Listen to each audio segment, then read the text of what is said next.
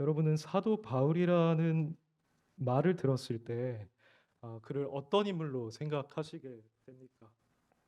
가장 위대한 복음 전도자, 설교자 라는 생각이 드십니까? 아니면 성도를 굉장히 사랑했던 한 사역자라고 보십니까? 또 어떤 분들은 아주 강하고 담대했던 교회 지도자라고도 말을 할 수가 있을 겁니다. 그런데 제가 이 시간 여러분들과 함께 나누고 싶은 바울의 모습은 다름 아닌 고난받던 그의 모습입니다. 이 세상을 살아가면서 일평생을 고난과 어려움 가운데서 보냈던 그 바울의 모습을 저희가 한번 생각해 봤으면 하는 겁니다. 복음을 전하는 과정에서 이러한 고난들을 수없이 많이 만났던 인물이 바로 바울이었죠. 그가 회심하고 나서부터 사실 이 고난은 시작이 되었습니다. 처음에 회심한 뒤에 그는 유대인의 회당에 가서 바로 예수 그리스도가 하나님의 아들이심을 전파하기 시작했었죠. 그때 유대인들의 반응은 처음에 놀라움이었습니다. 왜냐하면 이 인물은 분명히 유대인의 그런 종교에 있어서 열심을 가지고 있고 기독교를 박해하던 인물이었는데, 그리고 이 다메섹에 온 것도 사실은 그 기독교인들을 잡아서 예루살렘으로 오게 결박하기 위함이었는데, 그 우리가 알고 있는데 어떻게 이 사람이 이렇게 변화가 되어서 오히려 기독교를 옹호하고 있는가 하면서 놀라고 혼란스러운 반응을 그가 보였던 겁니다. 근데 이런 혼란스러워하는 반응도 잠시였을 뿐, 그 즉시 고난이 시작됐습니다. 그는 이 자가 이제 더 이상 유대교를 따르는 자가 아니라 기독교로 개종한 자구나. 이제 우리가 그렇게 미워하는 예수 그리스도를 선포하고 전하는 자구나라는 확신을 가지자마자 그를 박해하기 시작했습니다. 얼마나 철저하게 그것을 계획하고 시행했는지 사도행전 말씀에 따르면 그들이 밤낮으로 성문을 지켰다고 합니다. 그를 죽이기 위해서요. 오로지. 어, 그래서 바울은 제자들의 도움을 힘입어서 광주리를 타고 성벽을 내려왔다라고 말하죠. 그렇게 몸을 피했다는 겁니다. 근데 이 고난은 시작에 불과한 것이었습니다. 그 이후로도 계속해서 바울은 고난받는 전도자의 삶을 살았습니다. 고린도후서에 보면은 바울의 삶이 어떠했는지 잘 정리가 되어 있는데요. 그는 자신의 삶이 많이 견디는 것, 환난, 궁핍, 고난, 매맞음, 갇힘, 난동, 수고로움, 자지 못함, 먹지 못함 가운데 있다고 표현합니다. 그 자신이 여러 번 죽을 뻔하기도 했다고 말하고요. 또 고린도 전서를 보시면 자신이 마치 죽이기로 작정된 자와 같은 삶을 살았다라고 합니다. 그리고 만물의 찌꺼기 같은 삶을 살았다고 얘기를 하기도 했죠. 오늘 저희가 읽은 이 고린도후서 4장도 마찬가지입니다.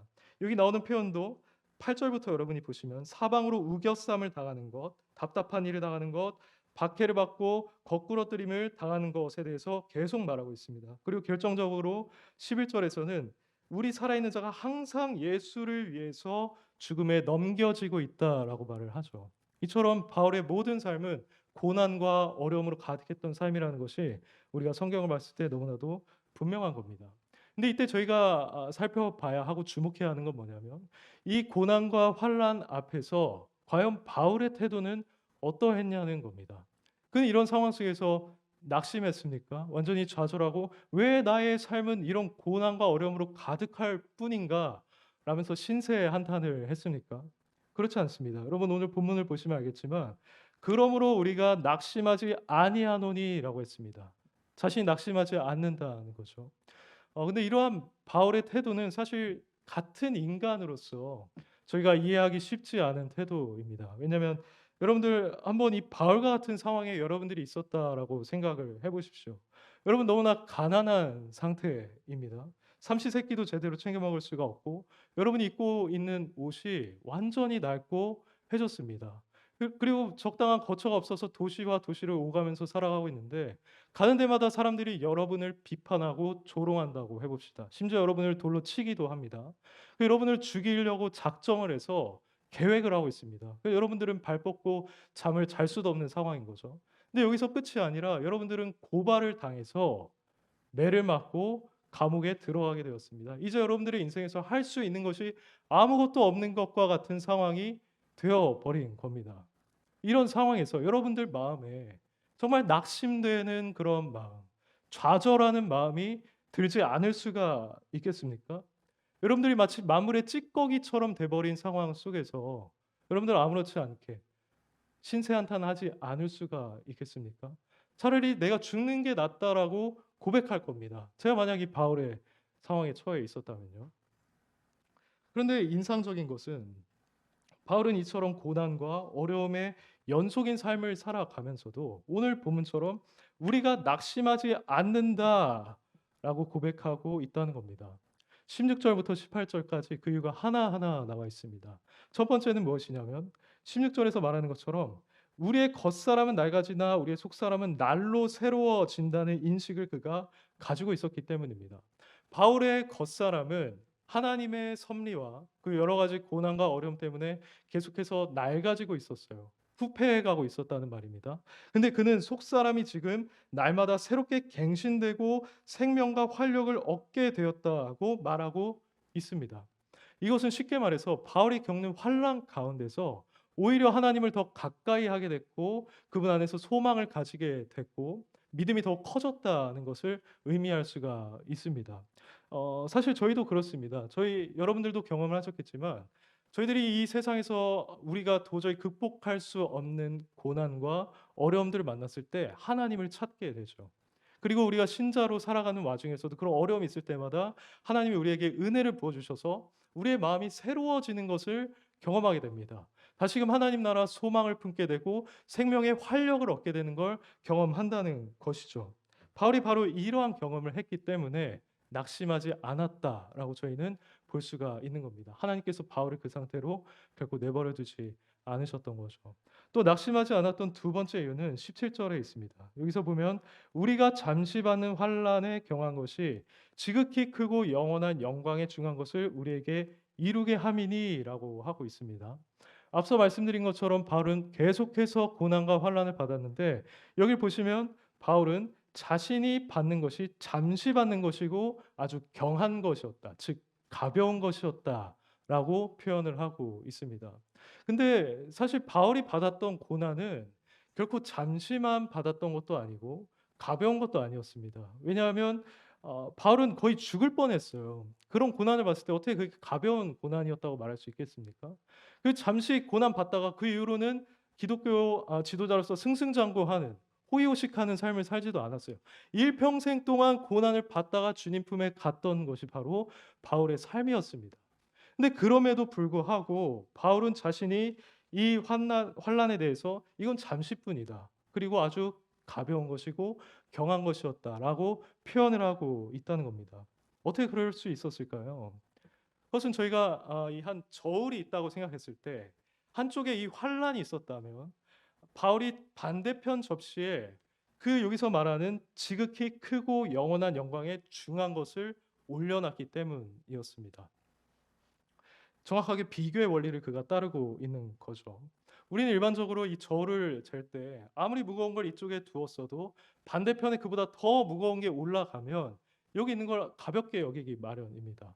바울도 마찬가지로 환란이 비록 쉽지 않았고 그것은 긴 환란이었고 어려운 환란이었지만 반대편에 있는 자신이 받게 될 그 영광을 고려했을 때 그 크고 영광스러운 영원한 영광을 고려했을 때 자신이 받는 환난을 매우 잠시의 것으로 가벼운 것으로 여길 수밖에 없었던 겁니다. 더욱이 그는 이런 환난들이 오히려 자신의 영광을 이룰 것임을 알고 그런 원인이 되고 그것을 기여할 것임을 알고 기뻐하는 모습, 환난에 대해서 즐거워하는 모습까지 보여줬었죠. 이게 바로 바울이 낙심하지 않았던 두 번째 이유라고 저희가 말할 수 있을 겁니다. 세 번째는 18 절에 있습니다. 우리가 주목하는 것은 보이는 것이 아니요 보이지 않는 것이니 보이는 것은 잠깐이요 보이지 않는 것은 영원함이라고 바울이 얘기를 하고 있습니다. 여기서 주목하다라고 번역된 단어는 저희가 일반적으로 무언가를 바라보다라고 하는 단어와는 다릅니다. 그보다는 뭔가 목적을 가지고 응시하다, 목적 의식을 가지고 그것을 자세히 살펴본다라는 의미를 가지고 있습니다. 그래서 바울이 여기서 그 뭔가 우리 눈에 보이지 않는 그것을 목적 의식을 가지고 아주 자세하게 응시하면서 거기에 시선을 맞추면서 살아갔다는 말인데요. 이 또한 17절에서 말한 지극히 크고 영원한 영광에 중한 것 것과 관련이 있다고 볼 수 있습니다. 그는 자신에게 영원한 생명이 있다는 것을 알고 있었어요. 자신이 누리게 될 기쁨이 영원하다는 것, 그 행복과 만족이 영원히 이어질 거라는 것, 그게 아주 크다는 것을 바울은 분명하게 알고 있었습니다. 그걸 주목하면서 살았기 때문에 그는 낙심하지 않았던 거죠. 그는 자신이 감각할 수 있는 것에서부터 자신의 소망을 찾지 않았습니다. 오히려 우리의 모든 감각으로 느낄 수 없는 것에 자신의 소망을 두고 그것을 따라서 살아가다 보니 이 낙심이 그에게 가볍게 여겨질 수밖에 없었다는 말이죠. 여기까지가 저희들이 본문의 의미에 대해서 말한 거라고 할 수 있는데요. 이 말씀으로 저희가 우리도 환난을 받을 때 이런 바울과 같은 태도를 가져야 합니다라고 적용을 할 수도 있을 겁니다. 하지만 전 보다 조금 더 근본적으로 저희가 이 말씀을 적용해서 생각해 보고 싶은데요. 왜냐하면 바울이 여기서 말하고 있는 건 단지 환난 받는 사도로서 말한 것도 있겠지만 한편으로는 한 명의 그리스도인으로서 고백하고 있는 본문이기 때문입니다. 그래서 저희들이 이 말씀을 주의 깊게 살펴보면 그리스도인이란 과연 어떠한 자인지 그리고 앞으로 어떻게 살아가야 하는 자인지에 대해서도 통찰을 얻을 수가 있다는 거죠. 그 첫 번째로 한번 보겠습니다. 16절에 있는 말씀을 저희가 고려했을 때 그리스도인이란 속사람이 새롭게 된 자이고 그 속사람이 날로 날로 새로워지는 자라고 말할 수가 있습니다. 여기서 속사람이 날마다 새로워진다고 고백을 하고 있는데요. 아마 바울이 자신의 속사람의 변화를 가장 크게 느꼈던 순간은 바로 그가 회심하던 순간이었을 겁니다. 기독교를 박해하기 위해서 아주 악의가 가득 차 있던 상황에서 예수님이 빛으로 만나 주셨을 때 그는 실로 완전히 새로운 사람이 되어 버렸죠. 그래서 갈라디아 말씀도 보시면 예수 그리스도께서 내 속에 나타내셨다라고 표현을 하고 있습니다. 자신의 속사람을 예수 그리스도의 영으로 완전히 변화시켜 주셨다라고 말씀하신다는 거죠. 이런 급진적인 속사람의 변화는 누군가 참된 그리스도인이 되기 위해서 필수적인 과정임을 저희는 성경을 통해서 알 수가 있습니다. 예를 몇 가지만 들어보자면 대표적으로 요한복음 3장에 있는 우리 주님의 말씀을 인용할 수가 있겠죠. 거기 보시면 니고데모와 예수님 사이에 대화가 등장합니다. 당시 니고데모라는 인물은 유대인의 지도자였습니다. 그는 당연히 하나님의 존재를 믿었고 율법에 정통한 자였습니다. 근데 거기서만 멈춘 것이 아니라 그는 다른 유대인들과는 다르게 예수 그리스도를 하나님으로부터 온 자라고 믿고 있었습니다. 그래서 예수님에 대해서 호의적인 태도를 가지고 와서 대화를 시도했던 것이죠. 이런 상황을 봤을 때 저희는 니고데모가 참 모범적인 인물이다. 이런 자가 아니면 누가 구원을 받겠는가라고 생각할 수도 있을 겁니다. 근데 예수님의 말씀, 그에 대한 말씀은 우리들의 생각과 정반대였습니다. 니고데모에게 하셨던 말씀은 바로 사람이 물과 성령으로 거듭나지 아니하면 결코 하나님 나라에 들어갈 수 없다였습니다. 그러면서 내가 너한테 거듭나야 하겠다 하는 말을 너는 놀랍게 여기지 말라고 하셨습니다. 예수님께서 하신 이 말씀을 통해 저희들이 알 수 있는 것은 누군가 참된 그리스도인이 되기 위해서 구원받은 그리스도인이 되기 위해서는 그가 가지고 있는 영혼이 완전하게 변화되는 거듭남의 역사가 반드시 있어야만 한다는 겁니다. 그 이유는 너무나 명백합니다. 왜냐하면 모든 인간, 저와 여러분을 포함한 모든 인간은 다 아담의 후손으로서 전적으로 타락하고 부패하고 오염된 본성을 가지고 있기 때문입니다. 에베소서 2장에서는 이런 상태에 있는 영혼을 죄와 허물로 죽어 있는 영혼이라고 말을 합니다. 그런 영혼은 어떤 특징을 가지고 있느냐? 세상 풍조를 따른다고 말하고 불순종하게 하는 그 마귀의 권세를 따라서 살아간다고 합니다. 그리고 자신의 마음과 자신의 육체의 원함을 따라서 행한다고 합니다. 그렇게 완전하게 부패한 본성을 가지고 있는 것이 인간이기 때문에 단순히 그 본성을 조금 잘라서 그냥 개선하는 정도로는 해결될 수가 없고 완전히 이걸 제거하고 새로운 본성을 가져야만 이 사람은 구원받을 수 있다라는 겁니다. 성경이 그것을 우리한테 보여주고 있는 거죠. 근데 이것은 실제로 새 언약, 여러분들과 제가 누리고 있는 새 언약의 주된 내용이기도 합니다. 우리의 속사람이 완전히 새로워진다는 게요.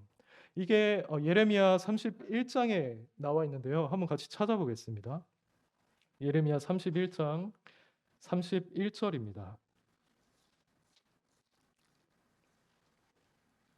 31절부터 33절인데요.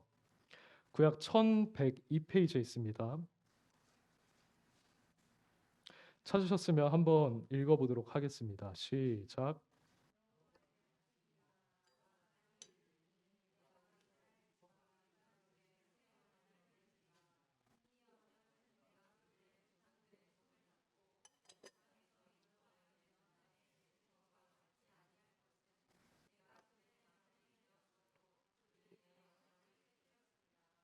여호와의 말씀이니라. 그러나 그날 후에 내가 이스라엘 집과 맺을 언약은 이러하니 곧 내가 나의 법을 그들의 속에 두며 그들의 마음에 기록하여 나는 그들의 하나님이 되고 그들은 내 백성이 될 것이라. 여호와의 말씀이라. 아멘. 자, 여기 보시면 하나님께서 저희들과 맺으실 새 언약에 대한 내용이 등장합니다. 그런데 여기서 핵심은 무엇인가 하면 하나님께서 우리의 속에 자신의 법을 두시고 마음에 기록하신다는 겁니다. 그러니까 이 말씀 본래 아무 법도 없이 살아가는 인간의 그 부패한 마음을 변화시키셔서 이제 하나님의 말씀을 즐거워하고 그분의 뜻을 따라 거룩하게 살아가는 그러한 속사람을 새롭게 만들어 주시겠다는 겁니다. 이건 에스겔 36장에서도 표현됩니다. 내가 너희에게 새 영을 줄 것이고 새 마음을 너희에게 줄 것이다. 그리고 돌같이 단단한 너희들의 마음을 제거할 것이고 살처럼 부드러운 마음을 너희에게 줄 것이다라고 말씀합니다.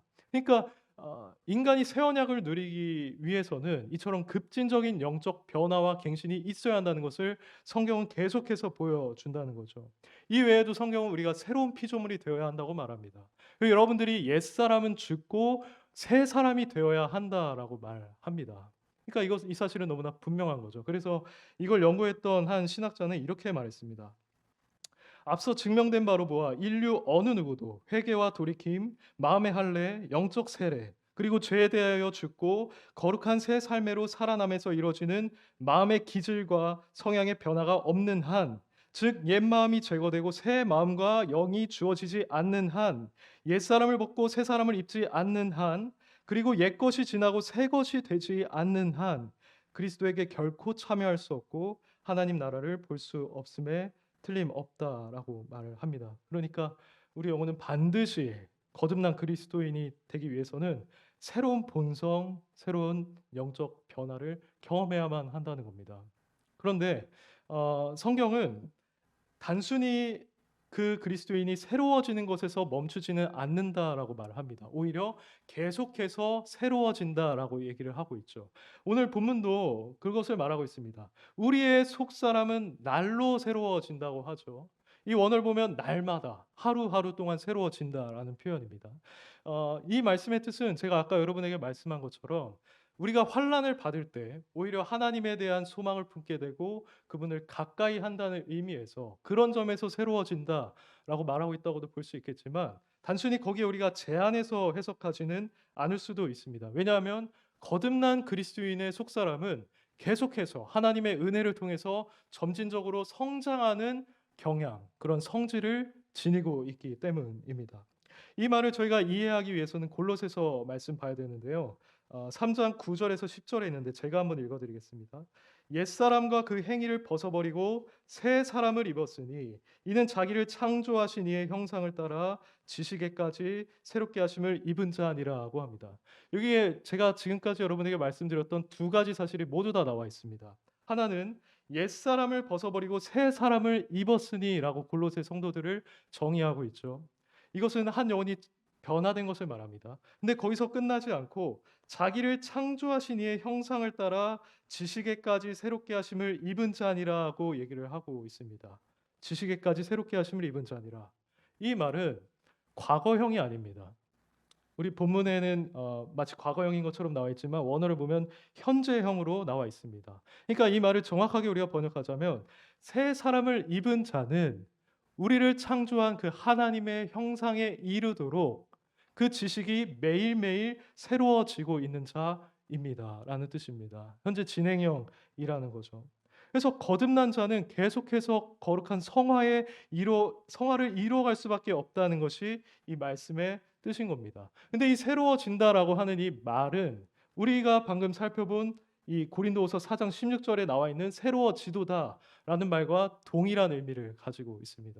그러니까 바울은 여기서 단지 내가 환난을 받아서 난 이제 하나님 앞에서 더 새로워지고 있어라고 말하는 게 아니라 나는 이미 거듭난 자로서 날로 날로 새로워지고 있어. 나의 속사람은 그런 존재로 지금 거하고 있어. 라고 하고 있다고 저희가 이해를 할 수가 있는 겁니다. 이것이 바로 그리스도인이 지녀야 하는 일반적인 특징이라고 저희가 정리를 할 수가 있는 거죠. 이 사실을 한번 저희들에게 적용해 보면 좋겠습니다. 어, 여러분들에게 중요한 것은 여러분들의 겉사람이 어떠한가가 아닙니다. 여러분들이 돈이 얼마나 많은가, 어떤 명예를 가지고 있는가, 어떤 직장을 다니는가, 여러분들이 얼마나 건강한가, 이런 게 여러분에게 중요한 것이 아닙니다. 성경은 항상 여러분들의 마음이 중요하다라고 얘기를 합니다. 이 본문에서 말하는 것처럼 여러분들의 속사람이 어떠한가, 여러분들의 영혼은 지금 어떤 상태에 있는가가 중요하다는 것을 보여주고 있다는 겁니다. 여러분의 영혼은 어떻습니까? 여러분들은 새 언약을 따라서 새 마음을 갖게 되셨습니까? 새로운 영혼을 여러분 소유하게 되셨습니까? 그 에베소서에서 말하는 그 타락한 본성을 여러분들은 완전히 벗어 버리셨습니까? 거룩한 기질을 갖게 되셨습니까? 거듭난 자가 보이는 가장 큰 특징 중 하나는 예수 그리스도의 형상을 점점 더 닮아간다는 겁니다. 왜냐하면 거듭난 자는 예수 그리스도와 연합한 자예요. 그분과 하나 된 자라는 말입니다. 이전의 사람은 죽고 예수로 다시 산 자라는 말입니다. 갈라디아서 2장 20절에서 그렇게 말을 하고 있지 않습니까? 그래서 예수님을 닮을 수밖에 없는 거예요. 그분이 가진 성품을 여러분들이 가질 수밖에 없는 거고 그분이 행했던 걸 여러분도 행하면서 살아갈 수밖에 없는 겁니다. 우리가 하나님을 아버지라고 부르는 이유가 뭡니까? 예수 그리스도가 우리와 연합하셨기 때문입니다.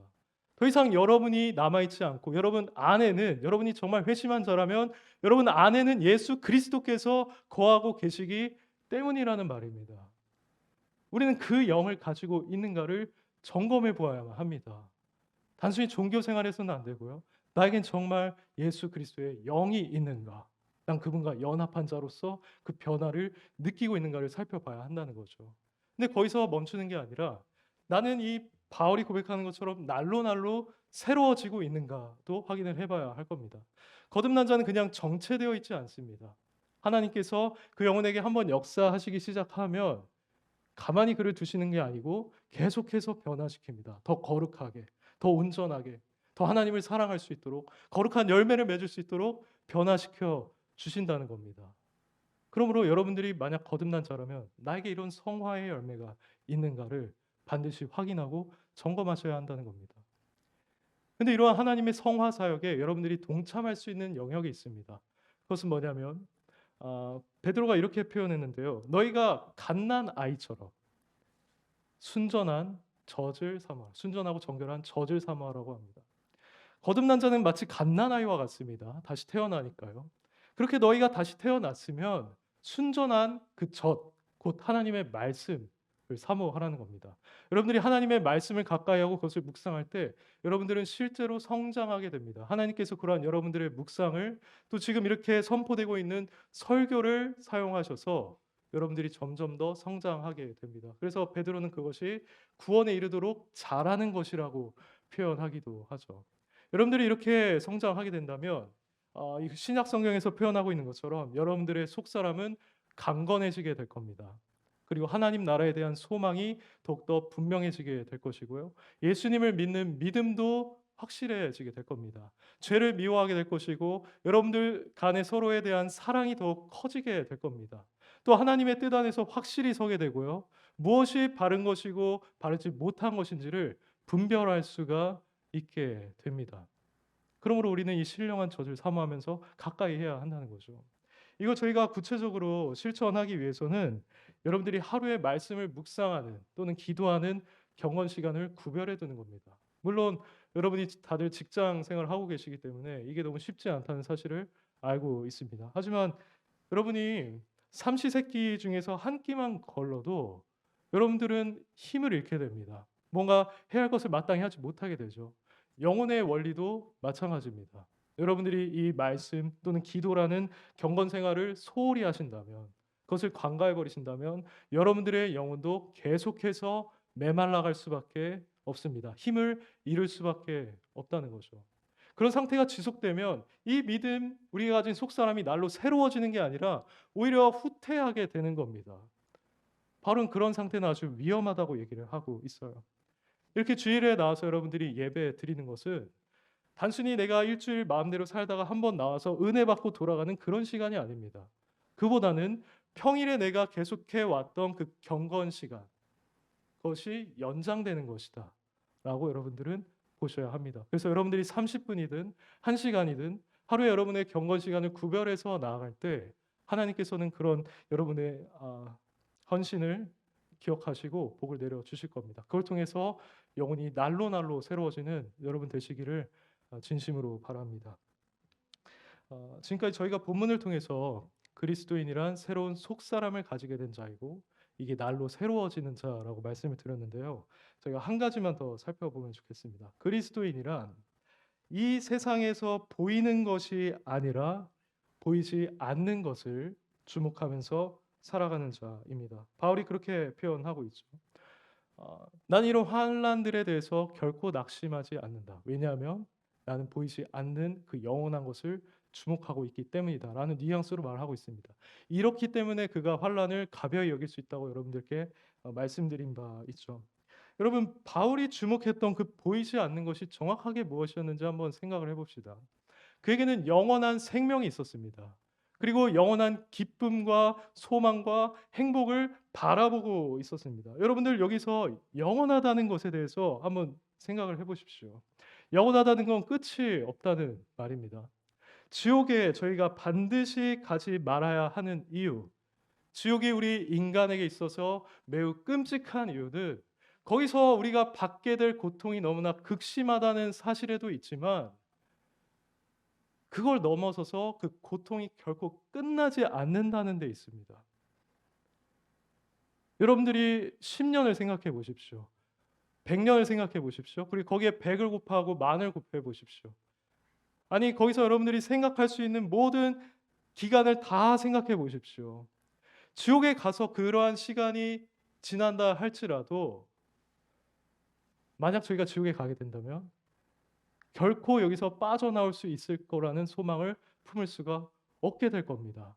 심지어 조금도 쉴 수 있을 거라는 소망을 품을 수가 없게 될 겁니다.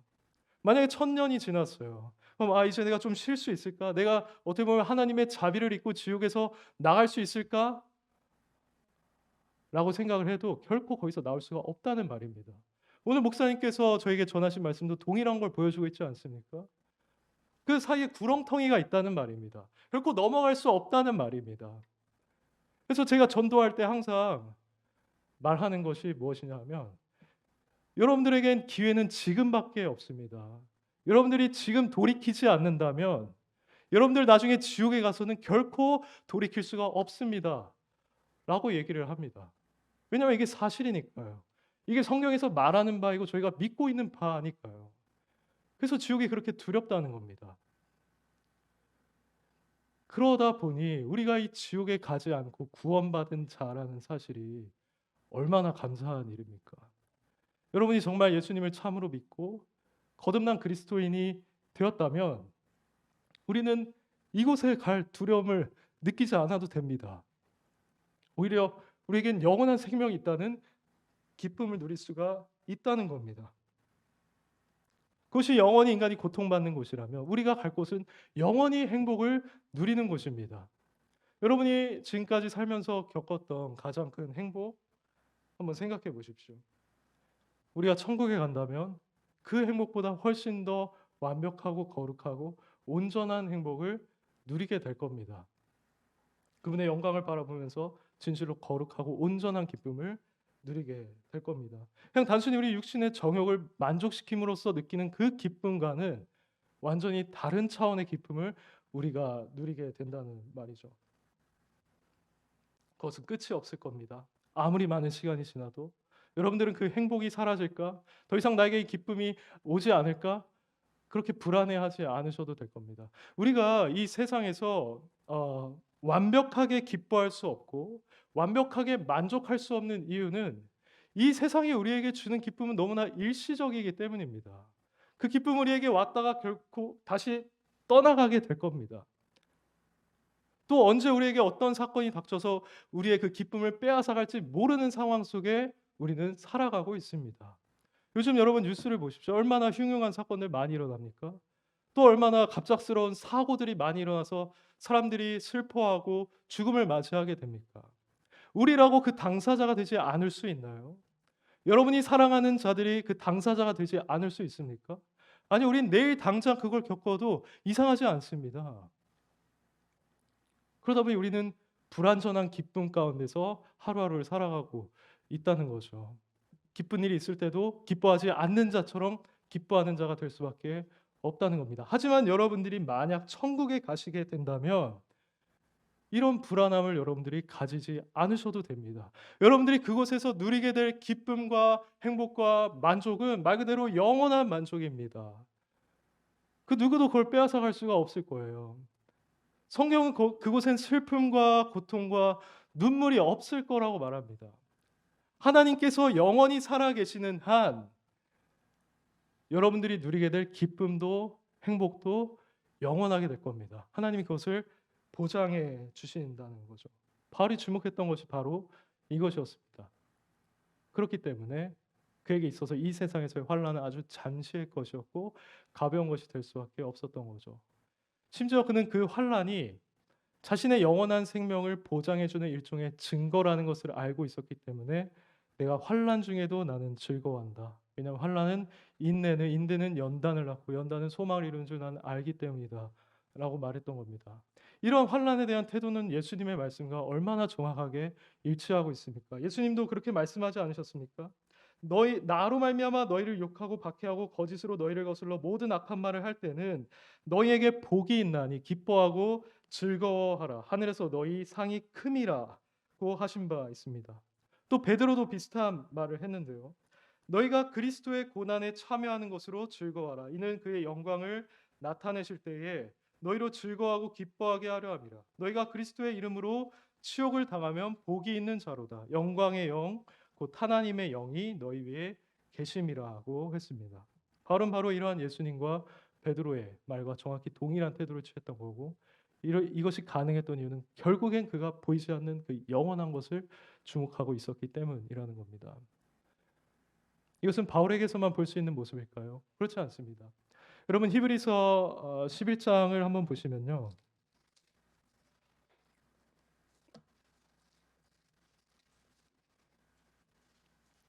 7절에 노아에 대한 말이 나옵니다. 여기서 이렇게 말하죠. 믿음으로 노아는 아직 보이지 않는 일에 경고하심을 받아 경외함으로 방주를 준비해서 의의 상속자가 되었다고 말합니다. 노아 역시 보이지 않는 일을 주목하고 있었다는 말이죠. 또 아브라함은 어떻습니까? 8절을 보십시오. 그는 하나님께서 그를 부르셨을 때 갈 바를 알지 못하고 나아갔던 인물이었습니다. 그는 분명히 자신의 고향에 있는 게 가장 좋은 상황이었어요. 나이도 있었고 그 모든 재산, 그의 가족들이 다 그의 고향에 있었습니다.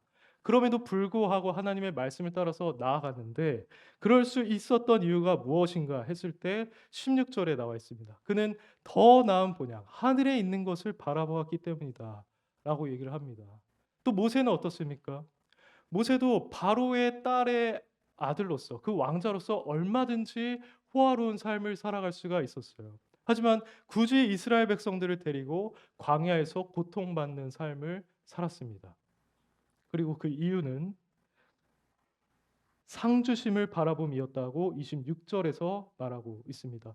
또 그가 바로를 두려워하지 않았던 이유도 27절을 보시면 보이지 아니하는 자를 보는 것 같이 하여 참았기 때문이다라고 말하고 있습니다. 보이지 않는 하나님을 보이는 것처럼 믿으면서 살았기 때문에 그는 이러한 위대한 업적을 이룰 수가 있었다는 거죠. 믿음으로 좋은 본을 남겼다는 겁니다. 그러면 이런 모습은 단순히 우리가 성경에서만 발견할 수가 있는 겁니까? 그렇지 않습니다. 현대 기독교의 사학 가운데서 훌륭하게 살아갔던 모든 선교사들, 전도자들, 설교자들 모두 이와 같이 보이지 않는 그 영원한 것을 주목하면서 살아갔습니다. 그랬기 때문에 자신들의 모든 생명을 걸 수가 있었던 것이고 주님의 일을 행하는데요. 그리고 심지어 죽음에까지 이를 수가 있었던 겁니다. 그래서 위필드는 이렇게 말했어요. 자신의 일기에 이렇게 말했습니다. 내가 위에 있는 아버지의 천국집에 이르기까지 결코 어떤 것도 본향으로 삼지 않기를 소망한다. 나의 마음은 이미 아버지의 집에 있다. 세상에 속한 장막을 떨어낼 수만 있다면 얼마나 좋을까. 이 장막은 슬프게도 내 영혼을 가두고 있다라고 말합니다. 이때 위필드는 이미 성공적으로 사역을 했던 상황이었습니다. 사람들이 많이 이 위필드의 사역을 통해서 돌아왔던 상황이에요. 인간적인 관점으로 보면 아주 성공적인 설교자였던 거죠. 근데도 이렇게 고백하고 있습니다. 또 브레이너드는 뭐라고 했냐면 온전히 하나님만을 위하여 살기를 사모하고 이 세상에는 애착을 둘 만한 가치가 있는 것이 하나도 없다는 것이 확연히 보였다. 이 땅의 모든 것에 대해 내 마음이 죽어 있었다. 그러나 전처럼 낙심한 때문이 아니라 더 나은 기업을 바라보기 때문이었다라고 합니다. 여러분 이것이 바로 저희들 모두가 지향해야만 하는 그리스도인의 모습입니다. 제가 방금 말씀드린 자들이 탁월했기 때문에 뭔가 비범한 인물이었기 때문에 이런 고백을 했던 것이 아니라 그들은 바로 그리스도인이었기 때문에 이런 고백을 하면서 그러한 삶을 살아갔던 겁니다. 근본적으로 그들이 믿는 것과 저희들이 믿는 것에는 차이가 없습니다. 우리는 그들과 같은 말씀, 같은 교리를 믿고 고백하고 있습니다. 그들이 하나님의 존재를 믿었다면 저희도 마찬가지입니다. 그들이 인간이 철저하게 타락한 죄인이라는 걸 믿었다면 저희도 마찬가지예요. 그리고 우리가 오직 예수 그리스도를 믿음으로써 그분의 십자가 희생으로써 구원받는다는 것을 믿고 있다면 저희도 마찬가지로 그런 믿음을 가지고 있는 자라는 겁니다. 우리도 영생이 있다는 것을, 우리에게 부활이 있다는 것을, 그 의의 상속자라는 것을 우리도 믿고 있다는 겁니다. 그렇기 때문에 우리도 이들과 같은 마음을 가지고 이 세상에서 살아가야 하지 않겠습니까? 우리의 눈에 보이는 것이 아니라 우리 눈에 보이지 않는 것을 주목하면서 우리가 살아가야 하지 않겠습니까? 그리스도인과 비그리스도인을 나누는 결정적인 차이점이 바로 이것입니다. 비그리스도인은 이 세상에 있는 것을 바라보면서 살아갈 수밖에 없어요. 자신의 감각을 만족시키는 것을 추구하며 살아갈 수밖에 없다는 겁니다. 하지만 그리스도인은 보이지 않는 그것을 주목하며 거기서 자신의 모든 목적과 관심을 두고 살아가기 때문에 그들과의 삶이 완전히 다를 수밖에 없는 겁니다. 오늘날 우리 그리스도인이라고 불리는 자들이 불신자만도 못하다라는 비판을 듣고 있는 이유는 우리가 마땅히 주목해야 할 것을 주목하지 못하고 살아갔기 때문입니다. 오히려 우리 눈에 보이는 돈과 쾌락과 명예를 주목하면서 살았기 때문에 그런 비판을 받았다는 것이죠. 여러분 우리가 만약 이렇게 살아왔다면 주님 앞에서 회개합시다. 우리의 마음이 여러분들의 시선이 이 땅을 향하고 있었다면 다시금 눈을 들어서 하나님 나라를 바라봅시다. 영원한 것을 진정으로 추구하는 자들이 됩시다. 폴 워셔 목사님을 제가 아주 사랑하고 좋아하는데요. 이 책을 여러분들 다 공부하셨을 겁니다. 아주 탁월한 설교였는데 그때 폴 워셔 목사님이 마지막으로 이 설교를 마무리하면서 여러분들은 영원을 위해서 살아가야 합니다라고 하면서 들었던 예화랄까요? 그것이 있는데 그것을 한번 인용해 보겠습니다. 언젠가 우리는 화강성 홀 가운데 영광의 주 앞에 서게 될 것입니다. 올림픽 메달리스트들이 얻는 영광을 보십시오. 그러나 그것은 잠시뿐입니다. 그럼에도 그들은 4살, 5살 때부터 훈련을 시작해 22살이 되기까지 훈련 외에는 아무것도 하지 않습니다. 그들은 벽에 건 메달을 따기 위해 9초 안에 끝나는 경기에 모든 것을 겁니다. 그리고 그것이 전부입니다. 그들의 영광의 순간과 그들의 삶의 목표는 그렇게 끝이 납니다. 그런데 우리는 영혼을 위해서 그만한 노력을 할 수 없다는 겁니까? 라고 폴 워셔가 강력하게 설교했었습니다. 바울은 고린도전서에서 자신의 그 신앙생활을 경주로 묘사하면서 우리는 썩지 않을 그 면류관을 향해서 살아가고 있다라고 했습니다.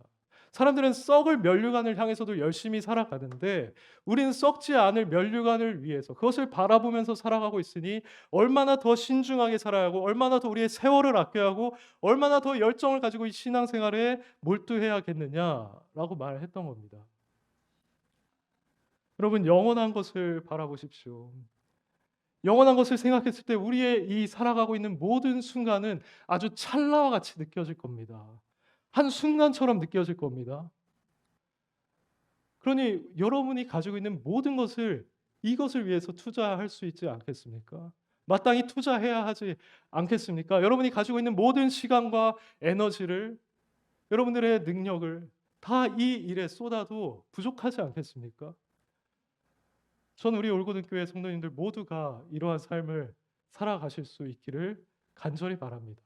우리가 만약 이러한 삶을 산다면 우리에게는 정말 소망이 넘치게 될 겁니다. 그리고 이전과는 비교할 수 없는 비그리스도인들과는 차원이 다른 삶을 살아갈 수밖에 없을 겁니다. 그리고 서로에 대한 사랑도 더욱더 충만해질 겁니다.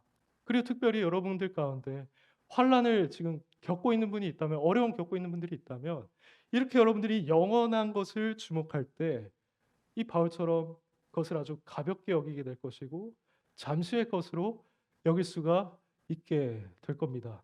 하나님께서 그러한 은혜를 여러분들한테 주실 거고요. 그 은혜가 여러분 가운데 있다면 여러분은 바울처럼 현재의 고난은 장차 나에게 나타날 우리에게 나타날 영광과 비교조차 할 수 없다라고 고백하시게 될 겁니다. 부디 우리 올고등교회 성도님들 모두가 보이는 것이 아니라 보이지 않는 영원한 것을 주목하면서 살아가시길. 그래서 언젠가 우리가 그분 앞에 서게 되어서 우리가 그동안 기대하고 고대했던 영원한 기쁨과 만족과 행복을 누릴 수 있기를 예수님의 이름으로 진심으로 소망하고 또 축복합니다.